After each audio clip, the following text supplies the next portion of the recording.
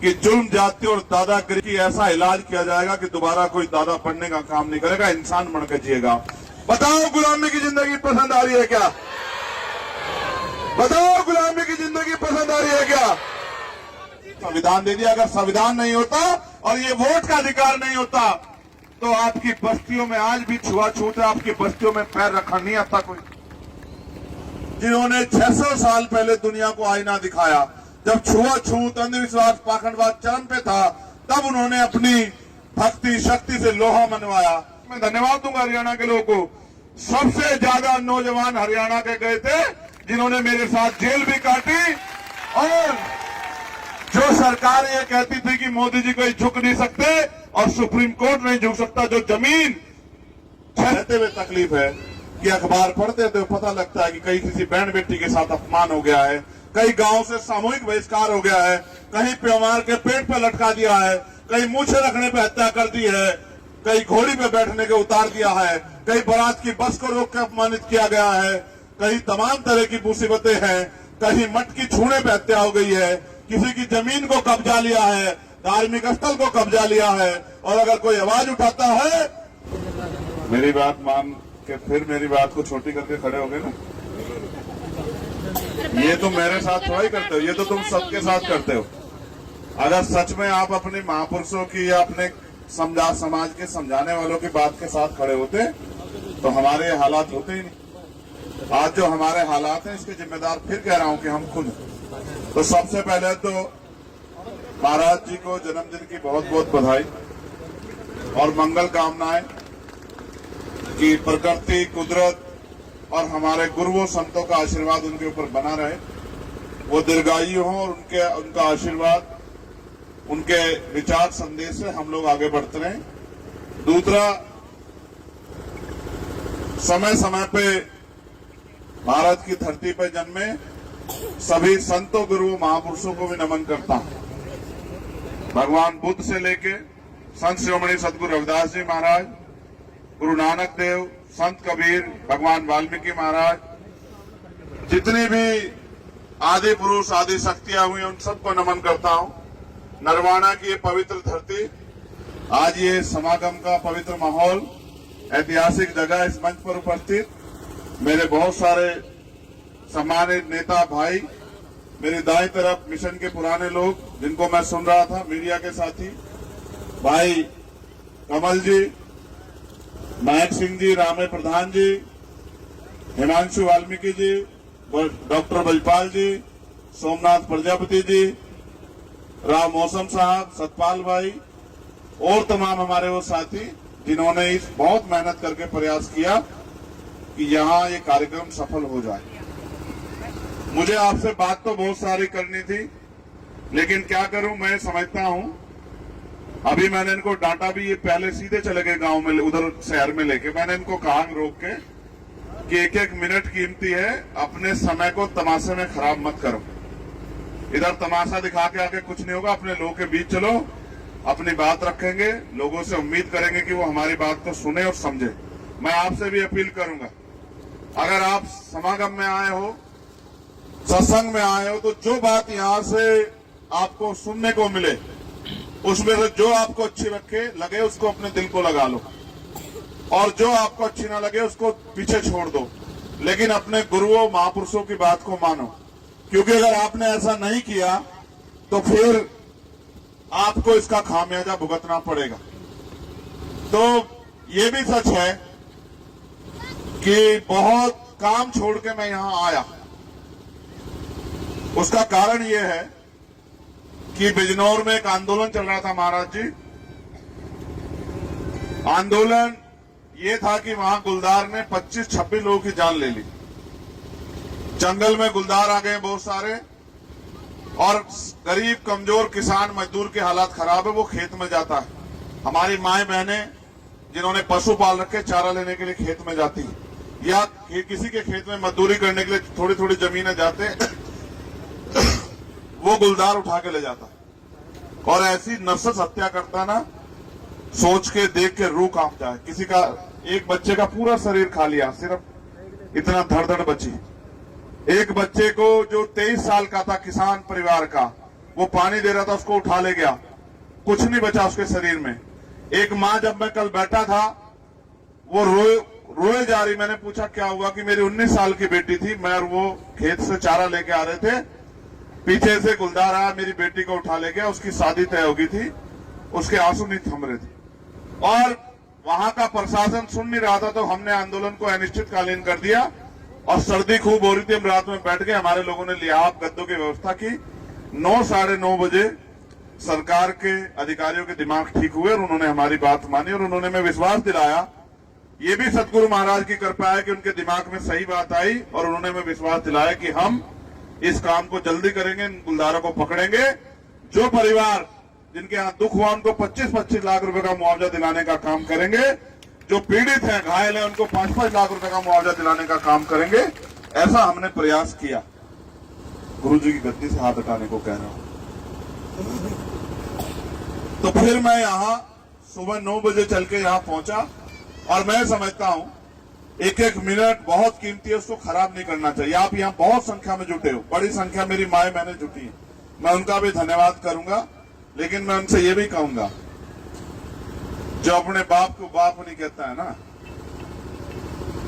फिर दूसरा आदमी जब समय आता है तो फिर उसको लात खानी पड़ती है।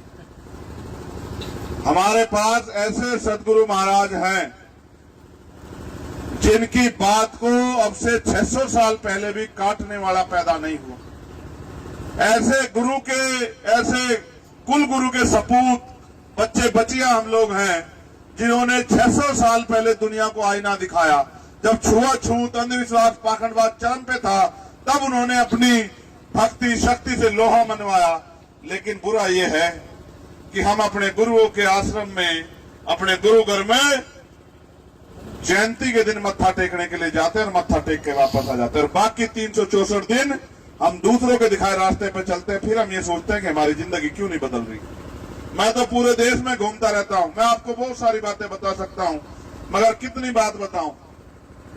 मैं जब अभी वक्ता बोल रहे थे सुन रहा था, आप अपनी जिंदगी को महसूस करो कैसी जिंदगी हरियाणा में। हरियाणा छोटो देश का ये हाल है। जैसे भाई कमल कह रहे थे, पराधीनता पाप है, जान ले रे मीत, और रविदास दास पराधीन को कौन करे सुप्रीत। इसका मतलब ये है, पराधीनता का मतलब होता है गुलामी। गुलामी का जीवन पाप है, और हम यहाँ गुलाम से ज्यादा कुछ नहीं है। इस प्रदेश में और देश में हमारी हैसियत गुलाम से ज्यादा कुछ नहीं है, क्योंकि गुलामों के पास अधिकार नहीं होते और हमारे पास भी अधिकार नहीं है। और जो थोड़े बहुत अधिकार हैं, वो अधिकार कब छिन जाए इसका भी पता नहीं। फिर जिस दिन वो अधिकार छिन गए, ना तो आपको कोई मंच पे बैठन देने का और ना ही आपको सुथरे सुथरे कपड़े पहन के अपने घरों में काम करने देने का। जिस दिन आपसे ये संविधान के अधिकार चले गए, फिर उन्होंने आगे कहा, मैं तो गुरु जी को बहुत पढ़ता हूं, आप गुरु जी को धार्मिक रूप से इस आंदोलन को आगे बढ़ा रहे हैं, लेकिन मैं जानता हूं सतगुरु जी ने बहुत सारी बातें कही। मैं आज गुरु जी के समक्ष रखूंगा कि वो इस बातों को कहा करें समाज में। सतगुरु जी ने कहा, तिरुपत एक सेज सुख सूथा, सपनों भयो बिकारो, अचरत राज बहुत दुख पायो, सोगत भई हमारो। कि जैसे सपने में सो के और आदमी का राजपाट छिन जाता है, ऐसे हमारा राजपाट दुश्मनों ने यहां से छीन लिया।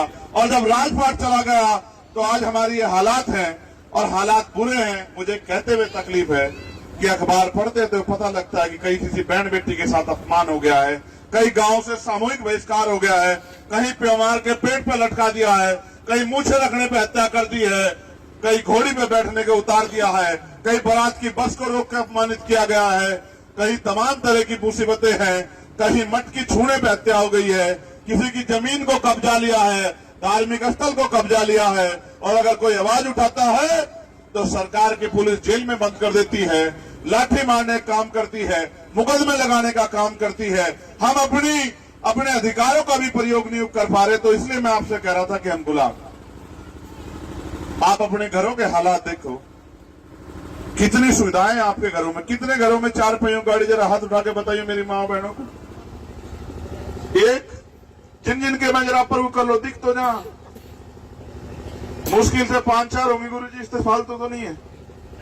4 पहियों की गाड़ी वाले हैं। कितने हैं जरा हाथ ऊपर करो, घबराओ मत, एक एक हाथ ऊपर करो, गिनती नहीं हो पाएगी। 8, 7, 10, 12 होंगे। और संख्या कितनी है यहाँ? कितनों के पक्का मकान है, कितनों के 10-20 बीघे की जमीन है, कितनों के घर में नौकरी है, कितनों के घरों में फैक्ट्री लग रही है, कितनों के बच्चे रोजगार कर रहे हैं। आप महसूस करके देखोगे तो समाज में इनकी संख्या 5-4% है और बाकी 90-95% समाज सुबह मेहनत मजदूरी करने के लिए जाता है, तब जाकर अपने बच्चों का पेट भरता है। उसके बाद भी बदलाव नहीं चाह रहे हो। 70 साल तो आजादी के हो गए, इससे पहले बहुत दिनों से चला रहा है। ये तो भला हो बाबा साहब अम्बेडकर का, जिन्होंने अपने 4 बच्चे कुर्बान करके और आपको और हमें राज करने के लिए वोट का अधिकार दे दिया, संविधान दे दिया। अगर संविधान नहीं होता और ये वोट का अधिकार नहीं होता तो आपकी बस्तियों में आज भी छुआछूत है, आपकी बस्तियों में पैर रखा नहीं आता कोई। मैं 2017 में जेल चला गया। अपराध ये था कि जब हमारे लोगों पर अन्याय हुआ तो मैं लड़ने के लिए सड़क पर चला गया। जब हमारी बहन बेटियों के साथ मारपीट हुई तो वो मुझसे देखी नहीं गई, मुझे 16 महीने बंद रखा गया। 16 महीने में नहीं मरा मैं, बाहर आया 13 सितंबर 2018 को। उस दिन से मैंने तय कर लिया कि अब घर नहीं बैठूंगा, रोज समाज में जा जाके समाज को जागरूक करूंगा। उसके बाद दिल्ली में गुरुघर टूट गया। मैं धन्यवाद दूंगा हरियाणा के लोगों को, सबसे ज्यादा नौजवान हरियाणा के गए थे जिन्होंने मेरे साथ जेल भी काटी। और जो सरकार ये कहती थी कि मोदी जी कोई झुक नहीं सकते और सुप्रीम कोर्ट नहीं झुक सकता, जो जमीन 600 साल पहले सिकंदर लोधी जी ने सतगुरु रविदास जी महाराज को, उनको भी जेल में बंद किया गया था। लोगों ने सिकंदर लोधी राजा को कह दिया कि ये रविदास जी ये झूठे संत है, सच्चे संत नहीं है। उनकी बात सुन के सिकंदर लोधी ने सतगुरु रविदास जी महाराज को जेल में बंद करवा दिया। लेकिन फिर ऐसी उनकी शक्ति, उनकी भक्ति से ऐसी कृपा हुई कि जिधर सिकंदर लोधी जाए उधर सतगुरु रविदास जी महाराज दिखाई दे। और सतगुरु महाराज को वो चारों तरफ देख के उसके दिमाग में आ गया कि मैंने किसी सच्चे व्यक्ति को, किसी सच्चे संत को बंद कर दिया। वो हाथ जोड़ के कहा कि महाराज जी गलती होगी, आप मेरी धरती पे आए हो, आप दिल्ली आए हो, मैं चाहता हूं कि आप यहाँ कुछ दिन रुको। सह सम्मान उसने एक जगह दी, उस जगह को लुटेरे ने लूट लिया। जब वो लूट ली जगह, वो गुरुघर तोड़ दिया, तब फिर हम आंदोलन करने गए। आपका बहुत सहयोग रहा, 96 लोग जेल में रहे, खूब लाठियां खाई, 250 लाठियां मारी होंगी पुलिस ने, पैरों के नखून खींच लिए, रीढ़ की हड्डी में चोट मार दी, तमाम प्रयास किए कि ये आपका खून दब जाए, डर जाए, उनसे भी नहीं डरा। फिर एनआरसी का आंदोलन फिर गया। अभी जयपुर जेल रह गया, लगातार कोशिश कर रहा हूं, क्योंकि जब कोई अपने हक की लड़ाई लड़ जाएगा, आज की सरकार में हिम्मत नहीं सामना करने की, वो जेल भेजने का काम करेंगे। इन मुसीबतों से नहीं मरा, इन मुसीबतों से नहीं डरा, लेकिन डरता इस चीज से हूं कि जब अखबार पढ़ता हूं, आज भी पढ़ी एक खबर कि एक 17-18 साल की बच्ची अपने पिता का खाना लेके खेत पे जा रही थी और उसको एक जालिम ने जबरन खींच के उसका अपमान किया। इतनी आग लगी है दिल में कि आपको दिखा नहीं सकता। आप मेरी बहनें माए बैठी हैं, आपके सम्मान के लिए मैं अपने खून का एक कतरा लुटा दूं, लेकिन करूं क्या? मैं एक आदमी कहां पहुंच सकता है, और जो मेरे बाद के हैं उनको आप ताकत नहीं दे रहे हो। जब आप 10, 20, 50, 100 चंद्रशेखर बना के खड़े करोगे तो जैसे हमारे सीनियर साथी कह रहे थे कि जुल्म जाति और दादागिरी की ऐसा इलाज किया जाएगा कि दोबारा कोई दादा बनने का काम नहीं करेगा, इंसान बनकर जिएगा। लेकिन ये तभी संभव है। देखो, जब राजतंत्र था, राजगुरु गोविंद सिंह जी कह गए तलवारों के दम पे बदलते हैं। तलवारों के दम पे युद्ध होते थे, भाले चलते थे, तो बंदूकें चलती थी, हजारों लोग मरते, तब राज बदलता था। लेकिन उन सारी मुसीबतों को डॉक्टर बाबा साहब अम्बेडकर काट के चले गए और आपके अंगूठे में ताकत दे गए कि आप हजारों साल की गुलामी को एक दिन में काट दो। मैं आपको पूरी जिम्मेदारी से कह रहा हूं, ये लोकतंत्र है, आप पे मौका आएगा। अगर आपने जिम्मेदारी से अपना काम अदा किया और आपके बीच के लोग ताकतवर हुए तो फिर आपको किसी के आगे हाथ फैलाना नहीं पड़ेगा। जिन गुरुओं को मैं तो बहुत गुरु जी के बारे में पढ़ता रहता हूं, उन्होंने एक रास्ता और बताया है, और ये क्योंकि संत उस बात को नहीं बता पाते और मुझसे रहा नहीं जाता। गुरु जी ने कहा, गुरु जी से किसी ने पूछा कि सतगुरु जी सुख शांति का जीवन जीने का रास्ता क्या है, तो सतगुरु जी ने बात कही कि रविदास मानु करी बसन को रविदास मानुष करी बसन को 100 रविदास मानुष करी बसन को रविदास मानस के सुखन को सुख है बस सुकर दोषी दो ही ठाव 100 स्वराज माही दूसर मरगट गांव। गलत हूं जी सही हूं? सही है। सतगुरु जी ने कहा ना, सतगुरु जी से किसने पूछा कि सतगुरु जी सुख शांति का जीवन जीने के रास्ता क्या है? सतगुरु जी ने कहा भाई 2 रास्ते हैं, एक तो अपना राज हो स्वराज, या फिर दूसरा शमशान घाट। क्या तो मर के शांति मिलती है? अगर जीते जी शांति चाहिए तो अपना राज लाओ। लेकिन मेरे लोगों को पता नहीं क्या हो गया है, राज लाने की बजाय वो किसी के पीछे खड़ा होना बहुत बढ़िया मान रहे। मान लो अगर इस पीछे खड़े होने से आपकी जिंदगी बदल रही है तो मान लो, और अगर इस पीछे खड़े होने से चीजें नहीं बदल रही तो फिर अपना राज ले आओ। और राज लाने के लिए कुछ नहीं करना है, ना किसी के लाठी मारनी, ना किसी को सताना, ना किसी को बुरा कहना, अपने गुरु और संतों के रास्ते पे चल के बस बटन दबाना है। इस तो बटन दबाने से सारे रास्ते खुल जाए, और अगर बटन भी नहीं दबा सकते तो फिर आप जय जयकार करना या समागम में आना या गुरुओं की बात मानना, फिर इसका कोई फायदा नहीं। आपसे आप सोचो, सतगुरु रविदास जी महाराज को लोग बात नहीं कहने देते थे, आज तो हम पे ये अधिकार है कि गुरु जी का हम जन्मदिन मना रहे हैं। ये अधिकार संविधान ने दिए हैं। जो बात बाबा सतगुरु रविदास जी ने कही, वही बात बाबा साहब ने कही, वही बात मानवर काशीराम साहब ने कही, वही बात हमारे गुरु जी कह रहे हैं, वही बात हमारे नेता कहते फिर रहे हैं कि भाई अब तो जाग जाओ, अब तो जाग जाओ, अब तो जाग जाओ। हर चीज की एक सब्र की एक समय होता है। कब तक गरीबी, बेबसी, लाचारी, दुर्गति, अपमान का जीवन जियोगे? मैं तो बड़े ताज्जुब में हूं। इतने महाराज जी, आदमी कुत्ता पालता है और अगर उसे कहें सब तो वफादार हो, अगर उसके आगे तो भी 4 बार भोजन ठालोगे वो भी झगड़ा करने को बैठ जाएगा। मगर हमारे लोगों को पता नहीं क्या हो गया है, ऐसा लगता है जैसे जिंदे हो ही ना। क्योंकि जिंदा आदमी तो कहीं ना कहीं उसके अंदर पीड़ होती है, वो कुछ ना कुछ बदलाव चाहता है। एक समय था कि हमारे कच्चे मकान होते थे, हमने मेहनत करके मजदूरी करके जो बाबा साहब हमें आरक्षण देके गए उसके आधार पर नौकरियां प्राप्त करके पक्के मकान बना लिए। लेकिन आज आप महसूस करो, आज हमारा समाज नशे की गत में जा रहा है। हमारे नौजवान घर से निकलते हैं और स्कूल जाने के बजाय शराब के ठेकों की तरफ जाते हैं, और शराब पी के फिर वो पूरे दिन परेशान होकर घूमते फिरते हैं और वो सोचते हैं कि बदलाव हो जाएगा।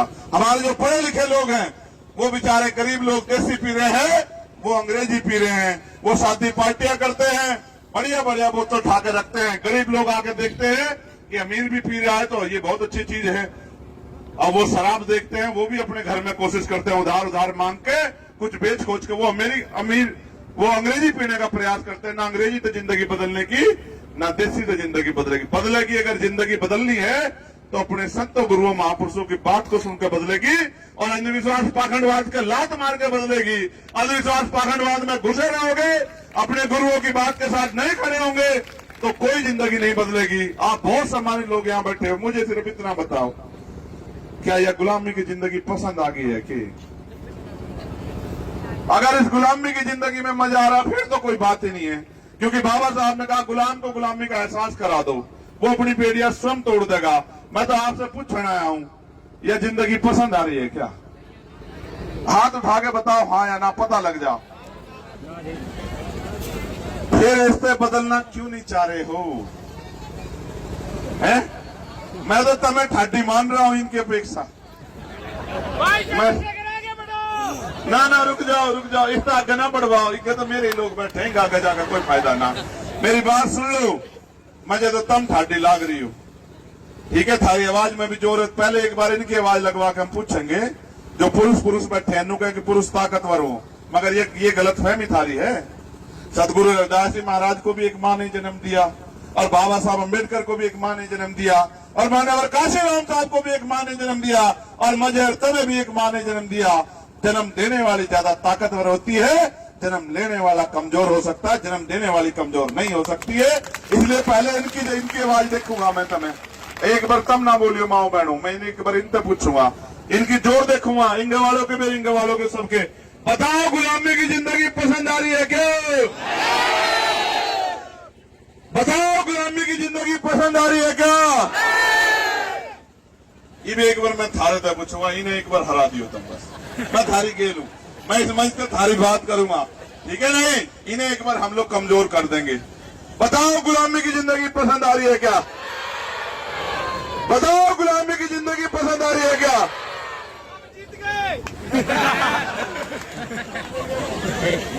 महाराज जी काम करते नहीं, जीत के बता रहे हैं। सुनो, इनते जीत का ख्याल हो गई, ये तो हमारा ही परिवार है, जीतना जिनसे है उनते जीतने को तो मैं कह रहा हूं। समझ रहे हो नहीं समझ रहे हो? इनसे जीत के क्या करोगे? देखो मेरी बात सुनो, आप तो पुराने लोग हो, सब समझदार लोग हो। किसान बीज गिर तो पता लगा ले फसल कैसी होगी, आप तो सब जानते हो। मैंने तो इन नौजवानों को जिनको कह रहे थे कि नौजवान नो सीखे होते, मैं नौजवानों में इतना बल पैदा कर दिया कि ये समाज के सम्मान के लिए गर्दन कटवा तो सकते लेकिन झुकन नहीं देने के, मैंने इनमें इतना बल तो पैदा कर दिया है। अब अगर आप इन्हें आशीर्वाद दे दो, और मैंने कह रहा हूं हर आदमी की एक उम्र है, आपने भी खूब मेहनत करी, लेकिन क्या इभी इतनी जोर रह गए क्या? ये जोर का काम इन्हें दे दो और इन्हें आप आशीर्वाद दे दो, तो मैं लिख के कहता हूं कि कुछ ना कुछ बदलाव इसी बार हो जाएगा। और अगर आपने ईमानदारी से, क्योंकि मैं भी हरियाणा में आके महाराज जी लोगों, मैं आपको विश्वास से कह रहा हूं, महाराज समनदास जी को भी, महाराज सतगुरु रविदास जी, महाराज बाबा साहब को और आपको भी, और अपने सारे समाज को, कमजोर हक वंचित समाज को मैं पूरी जिम्मेदारी से बात कह रहा हूं कि मैं भी हरियाणा में आके लगूंगा, क्योंकि ये जुल्म देखा नहीं जाता। ठीक है, भले ही मैंने जन्म वहां लिया उस माँ की कोख से, लेकिन मैं माँ बहने तो मैं सबको मानता हूं, लेकिन जब आपके साथ कोई अन्याय हो तो फिर देखा नहीं जाता। इसलिए मैं भी आके यहां लगूंगा। मेरा एक अपना चुनाव है पार्लियामेंट का, मैं उस पार्लियामेंट का चुनाव खत्म करके लोकसभा का, अगर मुझे समाज ने आशीर्वाद दिया, हमारे लोगों ने वहां मदद करी, सतगुरु जी के आशीर्वाद से अगर मैं वहां कामयाब हो गया, फिर भी मैं हरियाणा आऊंगा, क्योंकि मेरे वहां कामयाब होने से हरियाणा का काम आसान नहीं होगा। हरियाणा का काम आसान तब होगा जब आपके बीच के लोग, आपके अपने बच्चे कुर्सियों पर जाकर बैठेंगे और उन कुर्सियों में कलम की ताकत होगी और वहां जाकर फैसले करेंगे। क्योंकि कानून बना तो बाबा साहब गए हैं, लेकिन कानून लागू कराने की ताकत सरकार में है और नए अवसर पैदा करने की ताकत भी सरकार में। और मैं आपको जवान देकर कह रहा हूं, मैं कभी, देखो मैं आपको ये भी बता दूं, आप किसी के दर पे मत टेके आओ। मैं सदगुरु रविदास जी महाराज, भगवान वाल्मीकि महाराज, गुरु नानक देव, संत कबीर और भगवान बुद्ध के अलावा कहीं नहीं जाता। मैं किसी दरवाजे मत्था टेक कर नहीं जाता, कहीं नहीं जाता, कहीं नहीं जाता, कहीं भी। और गोली भी लगी मेरे, 4 गोली चली मेरे ऊपर, जेल में भी रहा मैं, सब कुछ, किसी में नहीं मरा, गोली दे भी नहीं मरा। इसलिए नहीं मरा क्योंकि मेरे सत गुरुओं का आशीर्वाद मेरे ऊपर है। इसलिए मैं आपसे भी कह रहा हूं, वचन दे के कह रहा हूं, एक बार इस लड़ाई को लड़ने की ताकत आप हमें दे के देखो। फिर आप देखो कैसे आपके क्षेत्रों में विकास की नई योजनाएं आती है, कैसे आपके क्षेत्रों में इंडस्ट्रियल एरिया लग के आपके बच्चों को घरों पर, बहनों को घरों पर रोजगार मिलते हैं, कैसे आपके क्षेत्रों में बड़ी बड़ी योजनाएं आके आपकी तरक्की होती है, कैसे जो बैकलॉग या खाली पड़ा अपने भाइयों को रोजगार कैसे हम लोग देते हैं, कैसे जो है अच्छी पढ़ाई की व्यवस्था कराते हैं। आप ये महसूस करो, अमीर का बालक तो बड़े से स्कूल में घुस जा, लेकिन गरीब का बालक भी घुस पा रहा है क्या? 5,000 रुपए फीस, जहां 10,000 रुपए हम सारे कमा रहे हैं महीने के, एक बच्चे की फीस का पूरा नहीं पड़ता, फिर रोटी नहीं सही मिलती। ठीक है, अमीर लोग तो बड़े बड़े अस्पताल में घुस जाए, गरीब घुस सके है क्या? ना तो ये बड़े बड़े स्कूल मारे, ना बड़े बड़े अस्पताल मारे। ये स्कूल भी मारे हो जाएंगे, अस्पताल भी मारे हो जाएंगे, क्योंकि राज उनका होता है जिनकी सरकार होती है। और साहब ये कहते थे, मानव काशी राम साहब की, जिनका राज होता है उनकी बहन बेटियों को अपमान नहीं करता, उनके साथ कोई जुन जाति नहीं होती, उन्हें घोड़ी से कोई नहीं उतारता, उनका सामाजिक बहिष्कार कोई नहीं करता, उनके कोई लठ नहीं मारता, उनको कोई बेइज्जत नहीं करता और उनका हाथ कभी ऐसे फैला नहीं होता। मैं तो समझा ही सकता हूं, मेरा एक ही काम है। साहब कहते थे मैं तो अपने नालायक समाज को लायक बनाने का के लिए निकला हूं। मैं तो आपको सिर्फ यही कह सकूं कि भाई जब तक मेरे अंदर जान है, लहू का आखिरी कतरा सांस रहेगी, मैं आपके लिए लड़ता रहूंगा, आपके सम्मान को झुकड़ नहीं देने का। जितनी हिम्मत होगी उस हिम्मत के साथ डटे रहेंगे। और ये भीम आर्मी आजाद समाज पार्टी आपकी स्वाभिमान सम्मान की रक्षा करेगी। मगर मैं आपसे भी कहूंगा, यहाँ बहरूप ये बहुत घूम रहे हैं और बहुत दिन हो गए ठगे जाते थे। मैं भाई इस बात को कह रहे थे, मैं निंदा नहीं चाहता किसी की, निंदा करके किसी कुछ होने वाला भी नहीं। ना तो सतगुरु जी ने मुझे ये सिखाया कि किसी की निंदा करो, कोई किसी को बुरा कहेगा उसके माथे और कोई किसी को अच्छा कहेगा उसके माथे, ना तो हमारे गुरुओं ने सिखाया, ना हम किसी की निंदा चाहते। मैं तो सिर्फ आपसे कह रहा हूं, आपने सबको अजमा लिया, ये लड़ाई लड़ने की हिम्मत आप चंद्रशेखर आजाद को दो, फिर आप देखो कि कैसे जिंदगी बदलती है। अब आप सुनो, एक कहावत है कि अजमाए हुए को अजमाओगे तो वही मिलेगा जो मिलता आया है। अगर अजमाए वालों को अजमाया तो वही मिलेगा, अन्य फिर गांठ बांध लो आज से, कुछ नहीं करना, कुछ भी नहीं करना, बस मुंह तेनू कहना कि भाई हम तो इस बार अपने भाई को ताकत देंगे चंद्रशेखर। फिर देखो आप, अगर यहाँ की हवाई ना बदल गई ना जिन नरवाना की, फिर आप मुझे बताइयो, फिर आपकी ताकत बनेगी यहाँ, फिर आपको किसी के दरवाजे पे जा खड़ा नहीं होना पड़ेगा। और एक बहुत सारे पर्चे मेरे पास आए और एक पर्चे में लिखा हुआ है, एक क्या बहुत सारे पर्चों में एक ही बात लिखी, एक और प्रचार लग रहा है कि यहाँ भाई है पोलूराम पुनिया जो 36 साल से जेल में है, ये भी समाज की नाक है हमारी और सरकार से रिहा नहीं कर रही। देख भाई, मैं तो तुझे एक बात बता रहा हूं, अगर कहीं यहाँ कहीं है जन आंदोलन तो हम करेंगे ही, क्योंकि जो सरकार हमारे साथ नाइंसाफी करेगी उससे तो हम लड़ेंगे। लेकिन अगर हमने ताकत बना ली तो जिस दिन हमारी सरकार यहाँ बनेगी या हम ताकत में हैसियत में होंगे, अगले दिन कोई नाइंसाफी हरियाणा में नहीं होगी। अगर उससे पहले हम काम करके आगे बढ़ गए तो बहुत बढ़िया बात है, अगर देर होगी तो जिस दिन हमारा ये राज का काम यहाँ मजबूत हो जाएगा, उसी दिन बाहर भी होगा हमारा भाई और हमारी लड़ाई में भी हमारे साथ रहेगा और कोई किसी गरीब के बच्चे को जेल भी नहीं भेज पाओगा। इसलिए मैं आपसे आग्रह करूंगा, ऐसे मुट्ठी बंद करो सारी माए बहने, ऐसे मजबूत होनी चाहिए मुट्ठी, नहीं मजबूत नहीं बन रही है। क्या बात है, रोटी नहीं खाई है कि है? मैं एक बार देख लूं किसकी मुट्ठी नहीं तन रही, मैं एक बार देख लूं। एक दादी ने ठा तो इसे आया उधर ठा नहीं रखी, अच्छा ठीक है ठा ली, छोटे ना पीछे बाती के बहुत बड़े बड़े हाथ हैं भाई। मैं एक बार जांच लू किसने नहीं बना रखी, मैं सिर्फ नू ही देख रहा हूँ। हाँ, ये एक माँ बैठी थी हरे सूट वाली, या ना बनाओ थी, बना ली, देख लिया कूदी गई देख रहा है। अच्छा तो ऐसे उठाओ, बोलिए सतगुरु रविदास महाराज की, भगवान वाल्मीकि महाराज की, सतगुरु रविदास शक्ति, सतगुरु रविदास शक्ति। अब दोनों हाथ उठा कर आशीर्वाद दो, छोटी बड़ी मत मानो, थारा सबका खून हो अधिकार बैठे, तम भी दो, तम एक थाली टाल हो रही है जी भी तो गोली लग रही है, तुम अगर पहले इकट्ठे होकर मदद कर दो फिर थोड़ा ही कोई गोली मार सके। ये भी ना मरता, ये भी तो बहुत काम बाकी, जब तक समाज अपने पैरों पर नहीं खड़ा होता, जब तक बाबा साहब का अधूरा सपना नहीं पूरा होता, जब तक मानव काशी राम की कुर्बानियों को, उनके संघर्ष को, उनके सपने को बल नहीं मिलता, तब तक चंद्रशेखर आजाद मरेगा नहीं, और मर गया तो तुम थाम लियो। बहुत काम बाकी है, रुको मत, कहीं ना कहीं कोई ना कोई खड़ा रहो, क्योंकि ये काम करना ही है।